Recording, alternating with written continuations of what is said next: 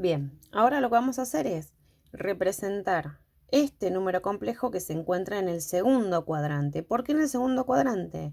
Porque la parte real es negativa, ¿sí? Y porque la parte imaginaria es positiva. Entonces, marque el -3 en la parte real, marque el 2 en la parte imaginaria, los uní, donde se cortan, siempre desde el origen del eje, lanzamos la rayita o la flecha que nos va a representar a este valor del módulo de este número complejo.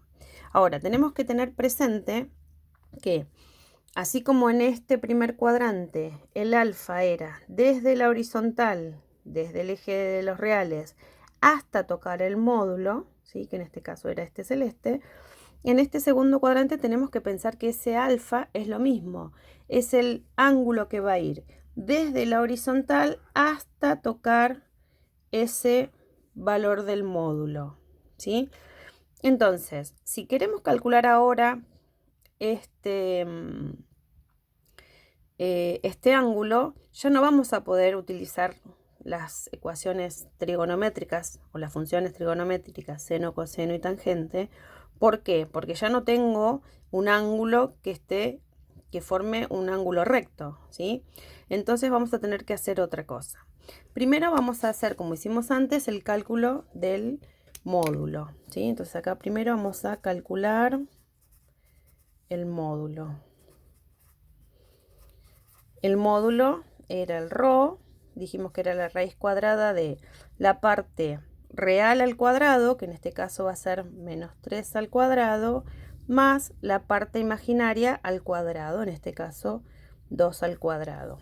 Este ρ es la raíz cuadrada de -3 es 9, la raíz cuadrada de 2 al cuadrado es 4, 9 más 4, 13, así que otra vez con el coeficiente. Este valor del módulo es raíz de 13. Y ahora vamos a pensar cómo vamos a hacer el cálculo del ángulo. Para calcular el ángulo, ¿sí? Lo voy a escribir acá arriba, vamos a tener cálculo de alfa. Vamos a tener que tener presente algunas cositas más. Si este alfa es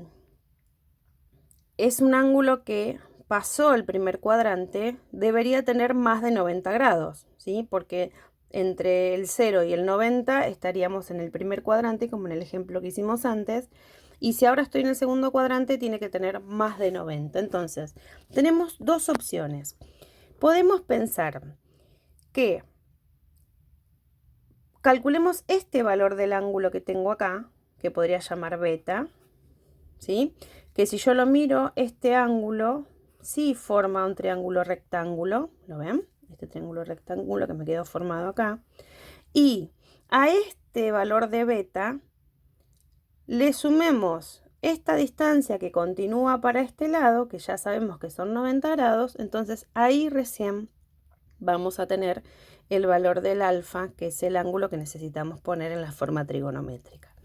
Entonces, primero lo que vamos a hacer es calcular, para poder calcular alfa, tengo que calcular el valor de beta, del ángulo beta, ¿sí? Estos van con el triangulito arriba del ángulo. Entonces, ¿cómo vamos a calcular beta? Miramos el ángulo, ¿sí? Es este. Vemos que con respecto a este ángulo beta, esta distancia que tengo acá, ¿la ven? Es el cateto opuesto porque está enfrente. Y toda esa distancia, tenemos que prestar atención cuánto vale esta distancia. Si yo miro, esta distancia vale lo mismo que esta que yo tengo acá abajo, que es 3. Entonces, este cateto opuesto vale 3. Y este cateto adyacente con respecto al beta, ¿sí? Adyacente con respecto a este beta, tiene esta distancia de 1, 2. O sea que este que llamamos ahora adyacente vale 2. Entonces, para calcular beta vamos a hacer lo mismo que hemos hecho antes. Tangente de beta es igual al cateto opuesto sobre el cateto adyacente, ¿sí? Tangente de beta es igual. ¿Cuánto vale el lado del cateto opuesto? 3. 1, 2, 3. Miramos la distancia total de ese largo. No miramos este número, sino miramos cuánto vale toda esa distancia. Opuesto 3 sobre adyacente, que es el valor de esta distancia, en este caso es 2. Y ahora vamos a calcular cuánto vale beta. ¿Se acuerdan que dijimos recién que íbamos a agarrar la calculadora? Poníamos shift tangente, me da tangente de la menos 1, ¿de quién? En este caso es de 3 medios. Algunas calculadoras hacen falta que le pongan los paréntesis, otras no. Yo en este caso se los voy a poner simplemente para que quede igual a lo que vamos a hacer acá. Entonces, cuando yo apriete el igual, me va a dar un número de un valor del ángulo que en realidad podría ser positivo o negativo. En este caso me dio positivo. 56,31, siempre vamos a redondear al centésimo. Entonces, beta me dio 56,31 grados. ¿Ese es el valor que yo voy a poner en la forma trigonométrica acá? No, porque acá yo tengo que poner alfa, ¿sí?